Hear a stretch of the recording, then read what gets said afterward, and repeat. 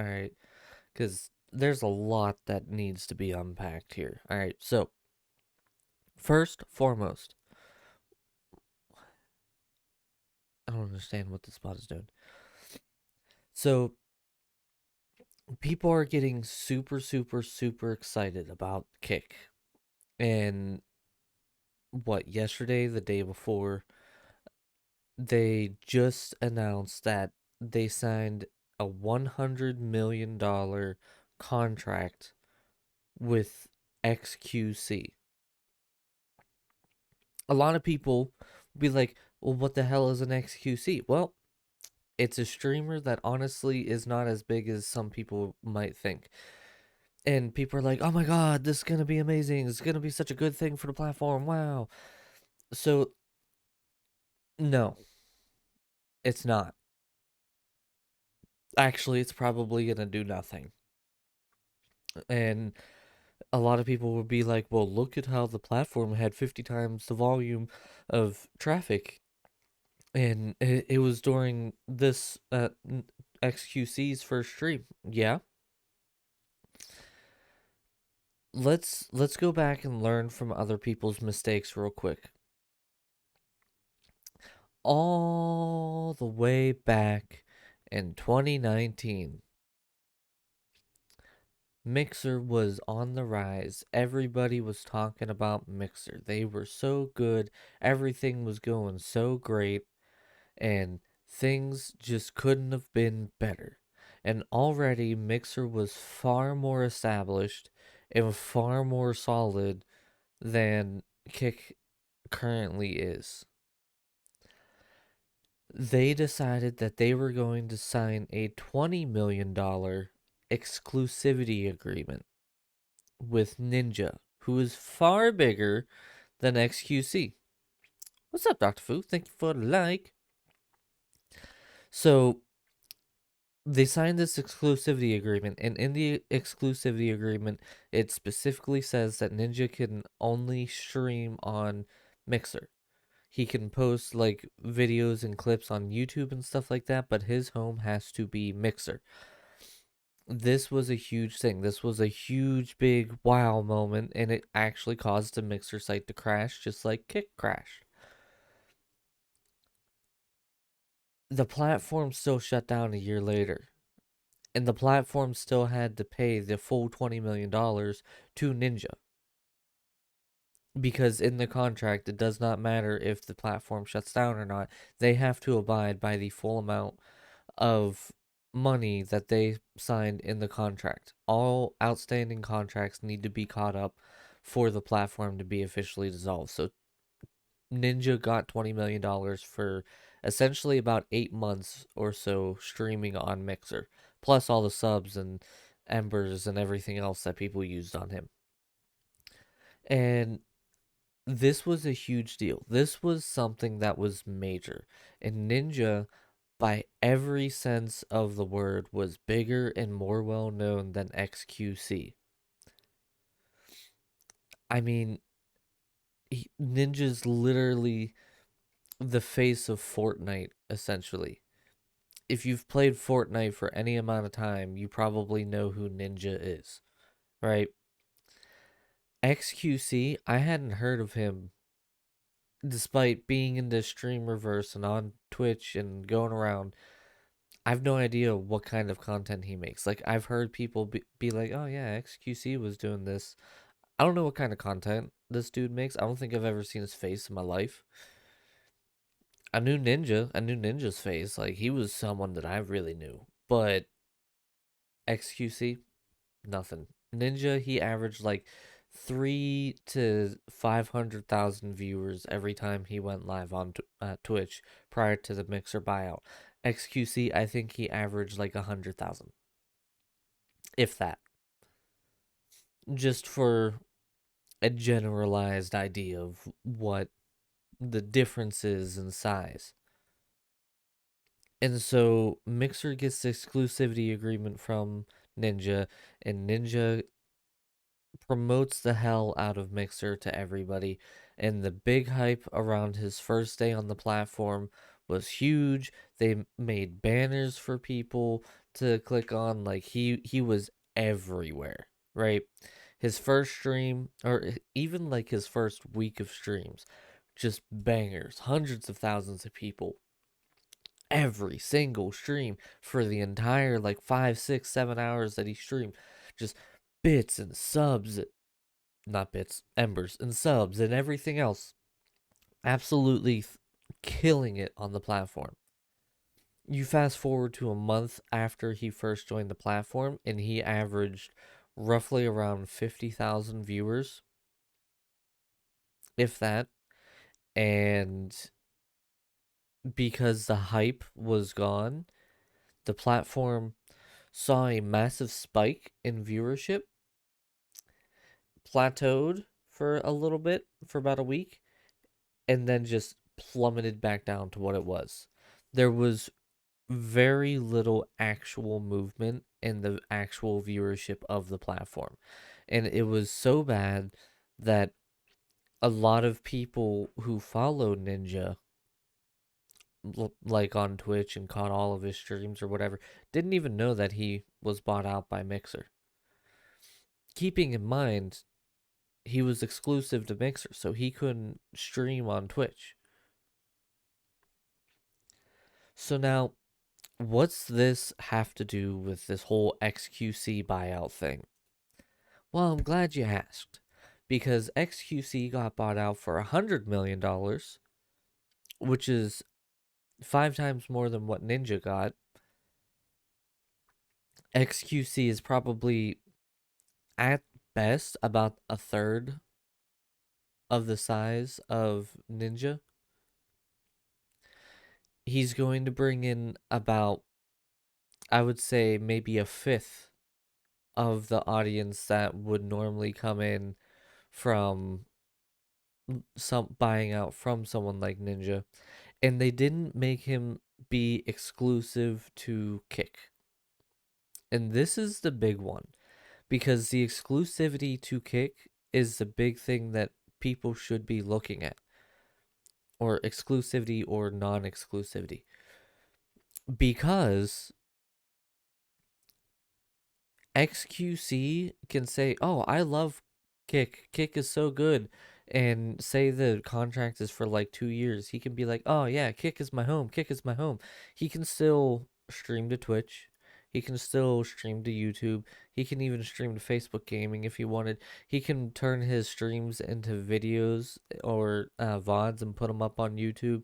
Like, he literally can still do whatever he wants with the content, as long as he says, "Oh yeah, Kick is a great platform." For $100 million, that's all he has to do. So this man got, like, I'm sure there's some kind of like things in his contract, like, oh well, this has to be your main platform or whatever. Like, there's undoubtedly something that goes on with it, but it's a non-exclusivity agreement. So this man played this great. He just played Kick for a fool, because he's not going to change how popular Kick is. I'm sorry, there's a lot of people who are going to be like, XQC, go Kick, yeah. Like, I'm sorry, it's not going to happen. Give it about a week. He's maybe going to have like 20,000 people in his streams. And that's about what the top streamers who only do gambling usually average anyway. There's not going to be much of a change. There might be probably about, I'd say at best, a 10 to 15% increase in viewership. And he doesn't have to do anything for the rest of his life. XQC can literally go live for like 2 or 3 hours, talk to people, act like he's XQC, and I like I said, I have no idea how he is, but he can be hot shit. And then he can just go and count his money, because he can count for the rest of his life, and he's never going to be able to count it all. Right? It was such a dumb move on Kick's part. It's unreal. like an absolutely dumb move, because already the platform is going to start hemorrhaging money very soon, especially with them buying XQC, which they didn't. They just gave him $100 million to say that he likes Kick. With them buying XQC, there's going to be eyeballs on Kick. Yeah, sure. But there's also going to be eyeballs in the sense of the DMCA companies. Currently, there's really no DMCA protections on Kick.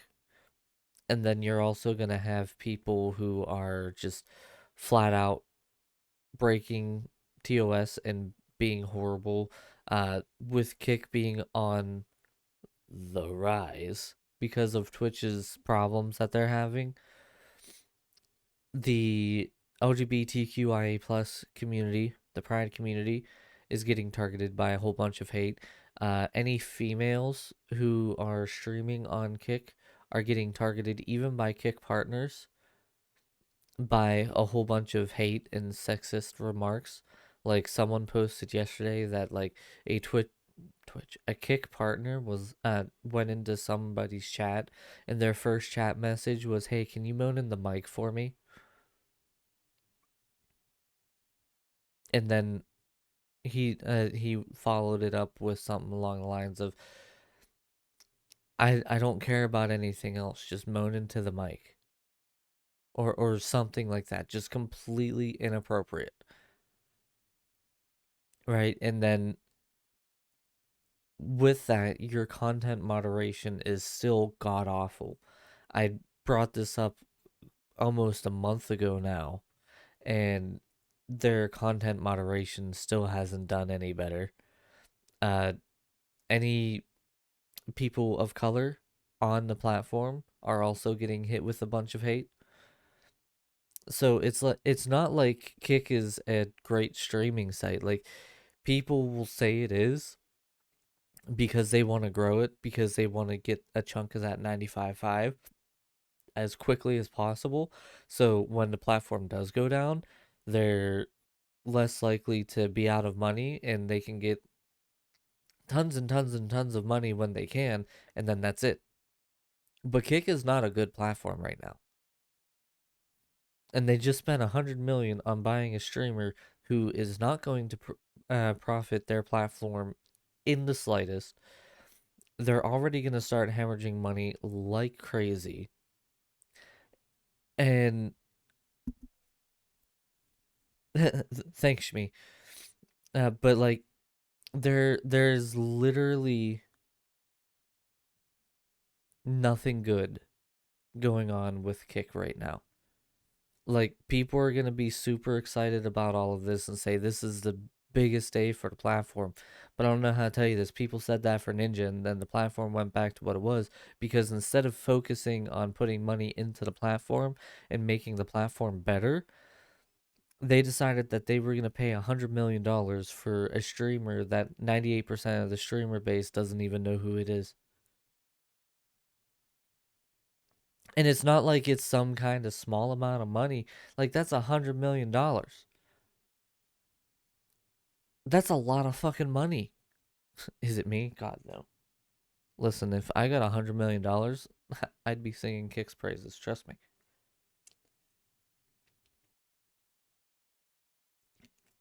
But yeah, it's ridiculous. It's absolutely 100% ridiculous, and people are thinking that this is gonna be the end all be all. Like Kick is gonna take over now. There's people going into other people's streams on Twitch and they're like, "Oh, why are you still on Twitch? Kick is the new place. Kick is where it's at. Kick is taking over. Kick, kick, kick." And I don't think people realize that at any point Twitch can actually take down Kick. Like if you look at how Twitch looks and then look at how Kick looks, Kick is literally copy paste Twitch. Like they literally copied everything off of Twitch. It wasn't like they made their own platform, took some ideas, revamped some others. Like, it's literally copy paste. Yeah, the only thing that they're missing is the ads. And then people also forget that Kick is actually making Twitch money. That sounds weird, but Kick is making Twitch money. Kick is using the Amazon Web Services, uh, or yeah, whatever it is, to be able to host the live streams. And yes, I know, I just said it's Kick making Twitch money. Well, guess what? Twitch is essentially Amazon. Amazon is Twitch. It's just a different area of the Amazon company. And people are going to be like, no, it's its own entity. Amazon just owns it. No, because how it works is you have your Twitch team, and then you have the Amazon team that's right above the Twitch team. Thank you for the like. And then you have from that team, they talk to Amazon directly. That's the totem pole, right? And if you guys remember, as things started to get a little scary financially for Twitch, the first move that they did, and by they, I mean Amazon, was Amazon cut back on their employees. They didn't need as many employees as they once had because the entirety of COVID was pretty much over. Nobody was really talking about it, and they couldn't actually keep up with the money because they weren't getting as much money in, right? And in the Amazon cutting employees, guess what? They cut Twitch employees, which, let's go back to the original point. Amazon is Twitch. So if Amazon is making money, Twitch is making money. That's essentially the long and short of it. So Kick is using the Amazon Web Service to be able to host their live streams, and they literally copy pasted Twitch's UI. Thank you for all the likes. I'm so glad that that bang didn't go off, Renzo. But like, it's literally Twitch and Amazon can shut down Kick in an instant. Like, not even going through the whole, like, Kick is super slandering Twitch, and like people on Kick are, or from the Kick community, are going on Twitch and pretty much stiff arming people to go over to Kick, which is not okay. But like, let's assume here. Okay, this gonna go crazy. I'm gonna go completely outside the box because Twitch has been around for a long, long, long time. And let's look at some timelines. What's his face? Trainwreck, the one who made Kick. I don't know why the Bontissimo decides that it doesn't want to work sometimes, by the way. But Trainwreck got banned from Twitch for gambling on stream. Or whoever the creator of Kick was, whatever it is, right? He then was like, I'm going to make a platform that you can do whatever you want on. And Kick came out not long after, right? Right around the time, what's up, 2SMG? How you doing today? Right around the time whenever people were actually starting to talk about Kick is right around the time when Twitch first started having issues. And the more that Twitch has issues, the better that Kick does, obviously. But that's exactly what I'm about to go into, Shmi. Twitch had no real competition. The only competition that Twitch had was YouTube, and YouTube is more video format. Like the streaming side of YouTube still has a long way to go before they start contesting Twitch in any regard. Twitch is hemorrhaging money. Amazon needs to get money. It's not like Amazon is or Jesus fuck. Battissimo woke up a little. Good lord. God, it scares the crap out of me. And but the bot loves to just not work so that it scares the crap out of me even if I see it. I hate it. But yeah, so Twitch is doing some very obvious bad updates to everything, to their TOS, to their ads. They took away hosting. They're doing a whole bunch of really, really crappy things like 50/50 Partner Plus program. To change your drawers now? Yeah, me too. Change mine while you're at it. But Twitch is making some very obvious bad decisions. Like it is a it's no secret. Like, I don't care how disconnected you are from the platform, looking at these changes, there's no world where anybody at Twitch went, hey, this is a good idea. They may have been like, oh, hey, we kind of need to do this, but no world did they ever go, hey, this is a great idea. Let's take money from the streamers. Let's stop them from being able to stream with sponsors and stuff like that. Like, they never there's never an area or a world where Twitch actually does that, right? So, why are they doing that?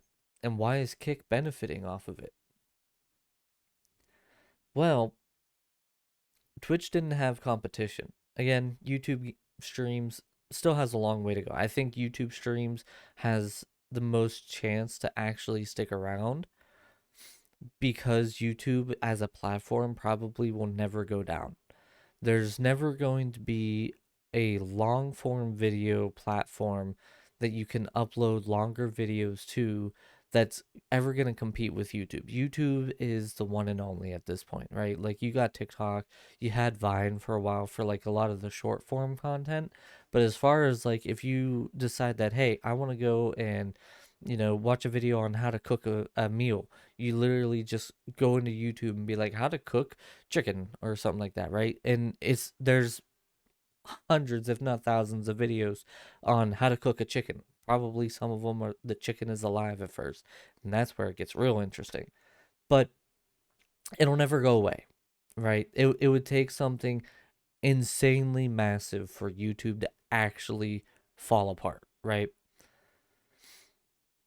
So that stands to argue that the streaming side of YouTube, while it's not really up to par with Twitch or even Kick right now, because the interactivity and a lot of the other stuff that they have going on, it's very basic. It's very bare bones right now. But they're starting to work on a little bit the new like affiliate program, I guess you could say, is a really good step in the right direction for it. But it's not there. So Twitch needed a rival. Facebook gaming is dead. Let's just be honest. Facebook gaming is dead. There's still people who stream on there. There's still people who swear by Facebook gaming, but literally 98% of the people who watched or streamed on Facebook gaming have left the platform. So who was going to contest Twitch? And Amazon had the overall thought, like, what if we become the quote unquote monopoly, which is illegal? YouTube has yet to have to face any of these issues, but Twitch has always been shrouded in some kind of controversy here and controversy there, right? So they're starting to get this monopoly. Nobody's testing them, making them be a little bit better or work towards getting any kind of like better uh what am I looking for? Better outcomes for their stuff, right? Like there was never a time where once Mixer went away, Twitch got lazy. We'll put it like that.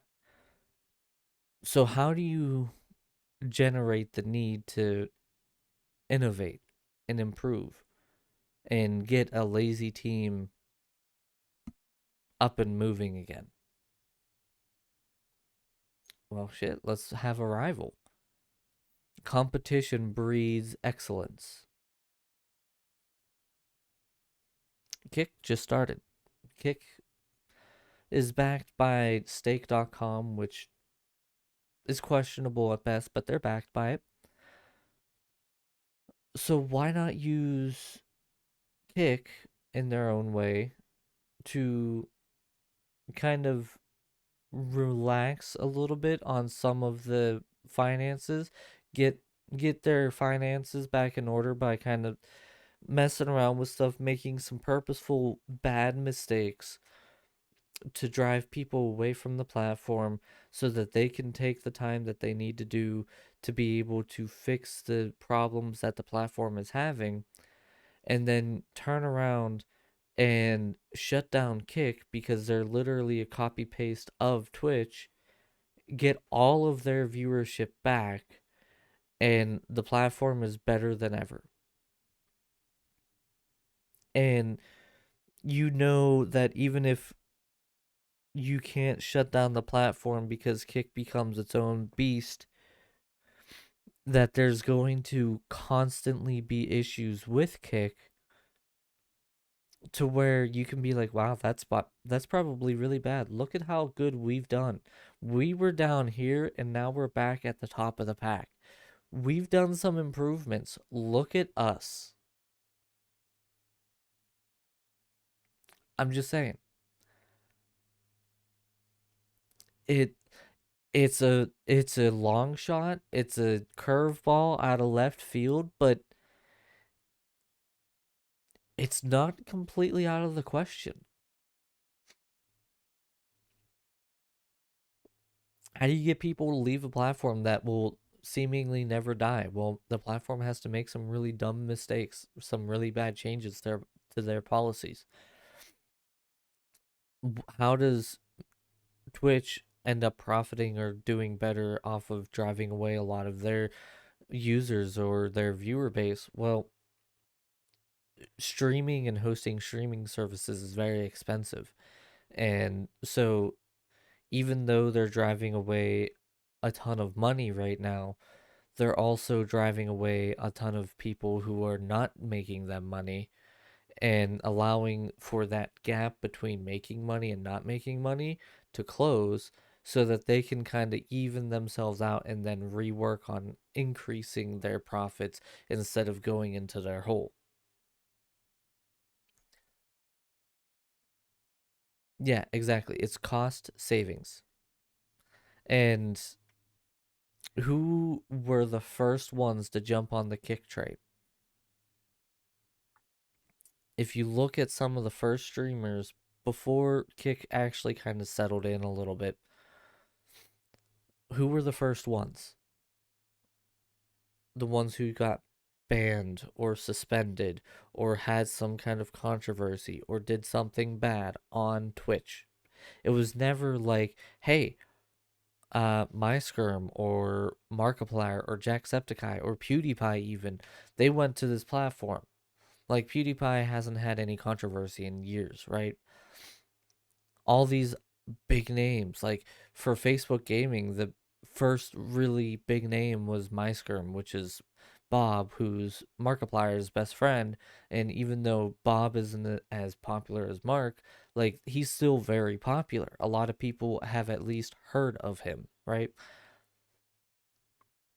The original people who went to Kick were the troublemakers, which stands to reason that if that's the case, wouldn't that mean that there's something not quite smacking right on that? I don't know. It's just my thought. But yeah, the moves that Kick has been making is gonna have no change. Well, very little change. in a positive direction. And yeah, I would agree with you, Shmi. I do think it is a good possibility that Twitch is driving people away from their platform to do some serious, like, hardcore changes to the platform. Because it's easier to do massive changes when there's not as many people on the platform, because then you don't have a million people being inconvenienced every single day. And the stuff that they want to change may take a little bit of time to work out and get right. So instead of inconveniencing people and actually full scale killing their platform because their platform is unstable, they might actually own Kick behind the scenes. I don't think they own Kick, but I think there is the idea that they can use Kick to their advantage so that they can stabilize themselves and then come out and be like, look, Kick isn't as good as you might think, and then kick to the curb, essentially. I don't think they own Kick because Kick has already stated that their owner and founder is the person who founded stake.com. So Amazon got rid of the gamblers on their streaming site, and Kick is backed by the gamblers on their streaming site. So I don't think Twitch or Amazon owns Kick, but I think they see Kick as a means to be able to make them quite a bit of money in a long term push.